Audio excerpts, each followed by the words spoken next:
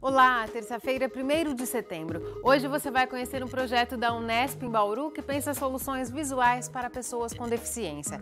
Vamos conversar com a professora Cássia Carrara.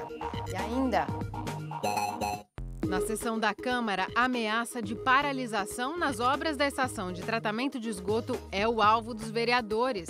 Prefeito tenta explicar erro no projeto. Iniciativa une 2 universidades para melhorar a qualidade de vida de pacientes com Parkinson.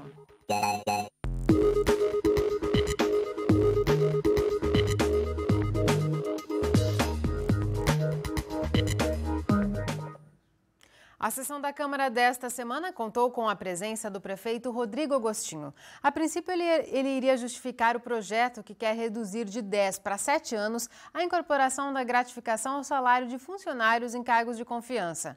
Mas ele acabou tendo que se explicar sobre o erro no projeto da estação de tratamento de esgoto.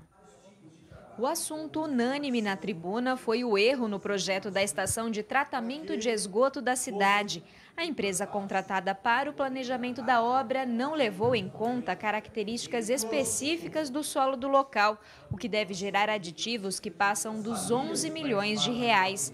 Os vereadores cobraram uma resposta do município e uma reunião foi agendada pela Comissão de Obras para esta terça-feira. O que nós temos de concreto até agora é a solicitação de um aditivo pela empresa que está realizando a obra. É tudo muito recente, nem mesmo o prefeito municipal ainda tem todas as informações. Eu acho que o mais importante é a gente iniciar essa discussão de uma forma tranquila e se existe algum erro, alguém vai ter que ser responsabilizado, nesse caso, a empresa que desenvolveu o projeto. O líder do governo na Câmara disse ainda que as obras não correm o risco de ser paralisadas. Todas as medições, todas as obras para os próximos 3 meses estão contempladas, estão tranquilas. Eu acredito que 3 meses é o prazo suficiente que nós temos para chamar todos os atores aqui para fazer a discussão na Câmara Municipal. Se for o caso, chamamos uma audiência pública e vamos fazer tudo de forma transparente para que não sobre nenhuma dúvida nesse caso. Outro assunto que ganhou repercussão entre os vereadores foi o projeto do Executivo que altera o tempo mínimo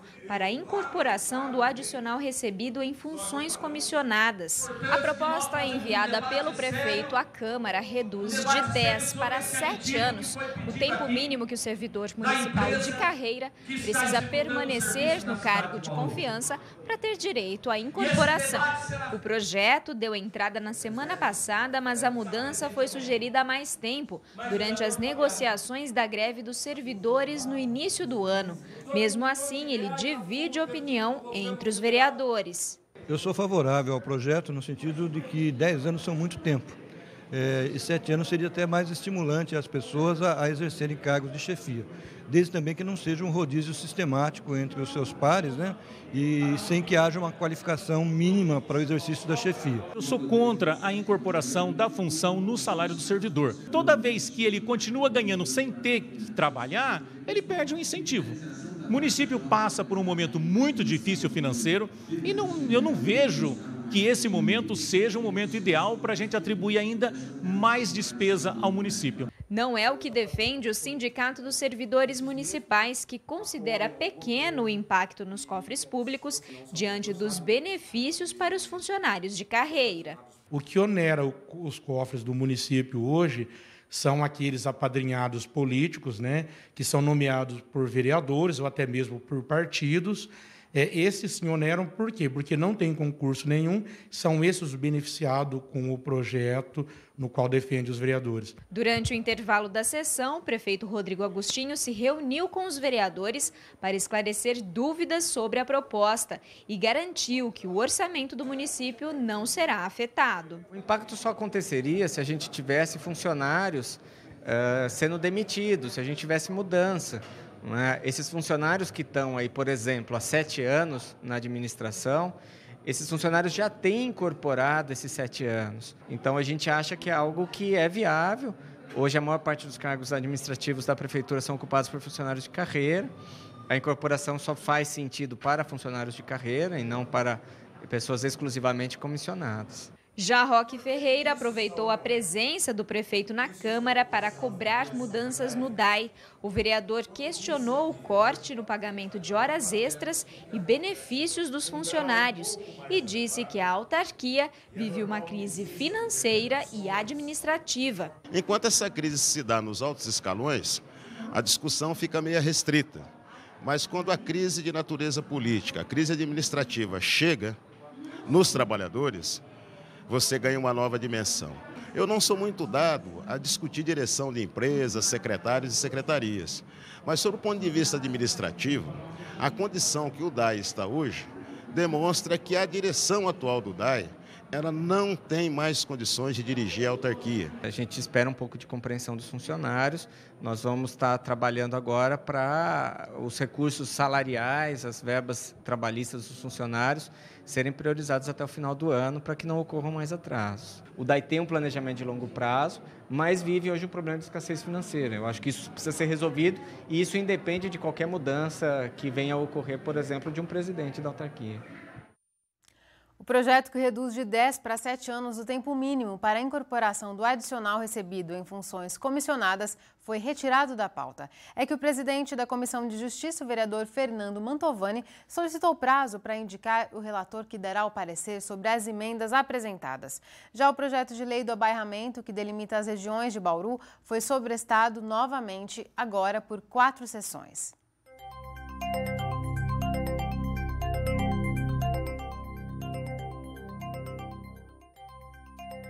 Predomínio de sol em todo o estado de São Paulo. Uma massa de ar seco mantém o tempo estável nos próximos dias. Em Bauru, a umidade do ar agora é de 20%. Os ventos são de brisa, a 6 km por hora. Nesta terça, a mínima foi de 19 e a máxima chegou a 34 graus. Amanhã, os termômetros devem variar entre 17 e 29 graus. Vai ser realizado amanhã em Bauru um encontro sobre o Plano Safra da Agricultura Familiar do biênio 2015-2016. É um programa nacional de fortalecimento da agricultura familiar que completa agora 20 anos. Um dos objetivos do evento é discutir o papel das políticas públicas na capacitação dos produtores familiares. O encontro é amanhã, das 9 da manhã às 2 da tarde, na OAB Bauru. Mais informações pelo telefone 3223-1675. A seguir, você vai conhecer um projeto que ajuda pacientes com Parkinson. É uma iniciativa da Unesp e da USC que propõe atividades físicas para retardar a progressão da doença. É já já! Entre 200 e 400 mil brasileiros com mais de 60 anos de idade têm a doença de Parkinson. Para ajudar os pacientes aqui em Bauru, a Unesp e a Universidade Sagrado Coração desenvolvem o projeto Ativa Parkinson. A ideia é que com atividades físicas e fisioterapia, os profissionais consigam até retardar a progressão da doença. Seu Osmar descobriu que tinha a doença de Parkinson há mais de 10 anos, quando percebeu um leve tremor nas mãos.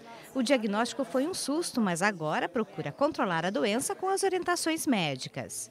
Meu pai foi parkinsoniano, entendeu? Ele faleceu em consequência do Parkinson.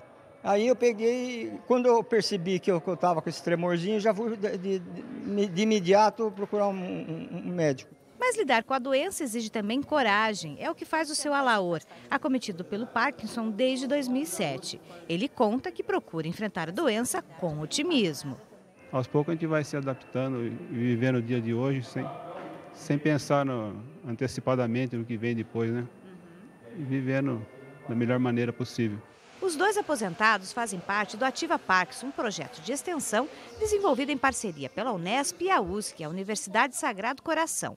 Com a presença de professores e alunos dos cursos de Educação Física e Fisioterapia, os pacientes são orientados a fazer exercícios que melhoram a locomoção, o equilíbrio, a força muscular, o raciocínio e a memória. Nós realizamos atividades combinadas, no qual os profissionais da fisioterapia nos fornecem aspectos relacionados à reabilitação e os profissionais da Educação Física aspectos relacionados à programação de exercício físico.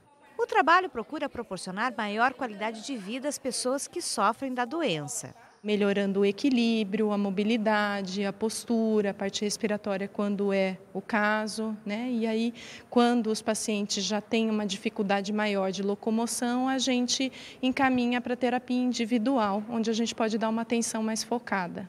Para os universitários, o Ativa Parkinson é uma oportunidade de desenvolver pesquisas acadêmicas e aplicá-las na prática. É o caso do Pedro, aluno do último ano de Educação Física da Unesp. Ele investiga formas de melhorar a locomoção das pessoas com a doença. É muito importante, né? Porque as atividades elas vão influenciar na minha pesquisa e os idosos eles se sentem muito bem em estar fazendo todas essas atividades. Aqui no grupo a gente tem a interdisciplinaridade, né? Então a gente não fica só com a parte da fisioterapia. A gente acaba colaborando com o pessoal da educação física e com essa multidisciplinaridade a gente consegue melhorar a evolução do paciente. Então a gente consegue discutir os casos, o que uma profissão pode ajudar na outra e a gente tem toda essa interação. A proposta dessa atividade em parceria entre USC e Unesp é tentar reduzir a progressão da doença, que atinge cerca de 3% da população acima dos 60 anos. Infelizmente, a doença de Parkinson ela não tem uma cura.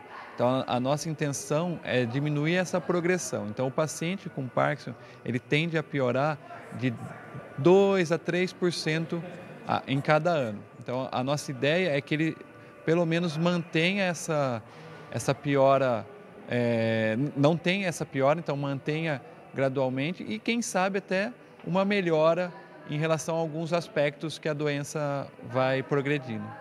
Com 2 meses de projeto, o seu Osmar diz já sentir os benefícios do tratamento. Melhoria, por exemplo, no andar, no fazer as coisas, entendeu? A atividade do dia a dia. Sinto aliviado, bem, entendeu? Porque aqui é onde eu procurei o refúgio para mim pegar e manter minha doença, entendeu? Estacionada.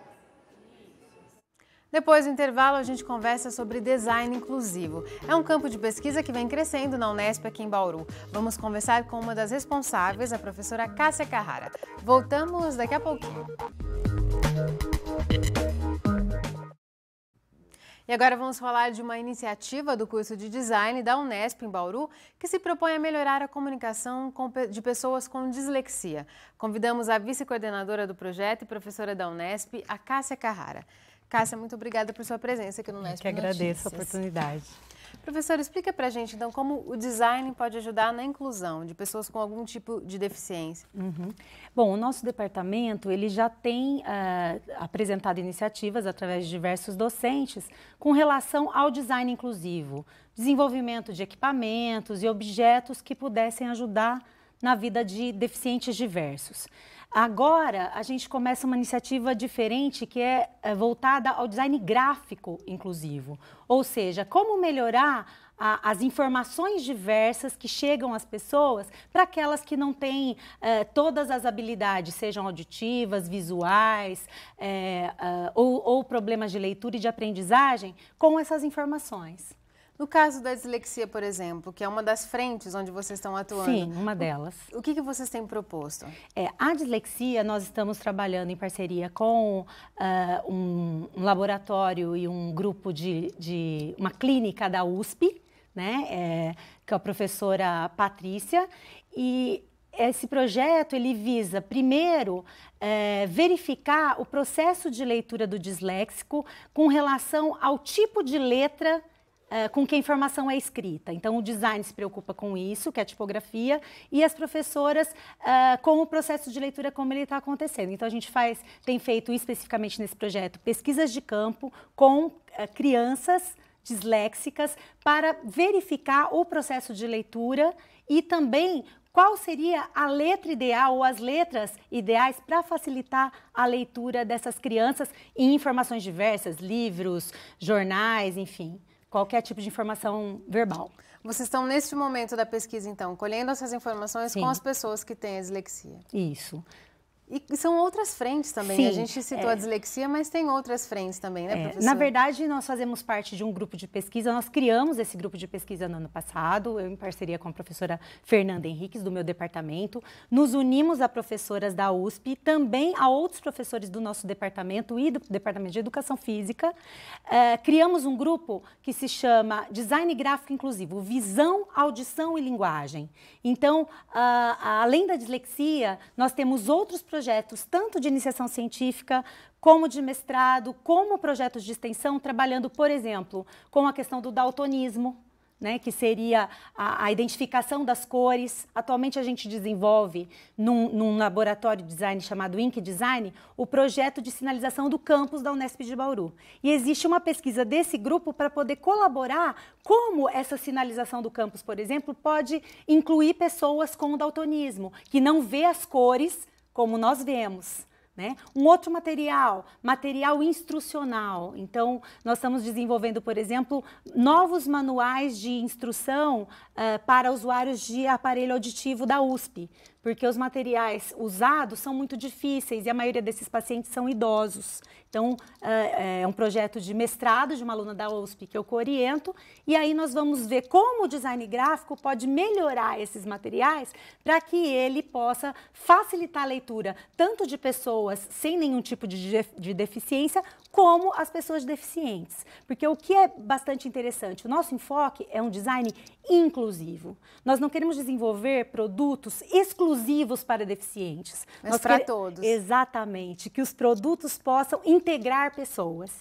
E essa ideia, basicamente, de todas as frentes, temos outros materiais sendo desenvolvidos, inclusive de formação para professores que trabalham com crianças com deficiência, né? Uma das nossas áreas é a dificuldade de aprendizagem, né? Os distúrbios da aprendizagem e como os materiais, os professores também podem ser formados para trabalhar com esses alunos. É uma outra frente. É uma área nova, é uma área em crescimento e a cada dia nós somos procurados com novas necessidades e temos tentado incluir tanto alunos da extensão como alunos da iniciação científica, do design, para suprir, né, e para ajudar nesses projetos e poder, então, atender não só a USP, como outros projetos dentro da Unesp e dentro da comunidade em geral. Tá certo, nós vamos acompanhar esses projetos, então. Muito obrigada por sua participação, professora. Obrigada, eu que agradeço a oportunidade. O Unesp Notícias fica por aqui. Até amanhã, 5h30 da tarde. Tchau!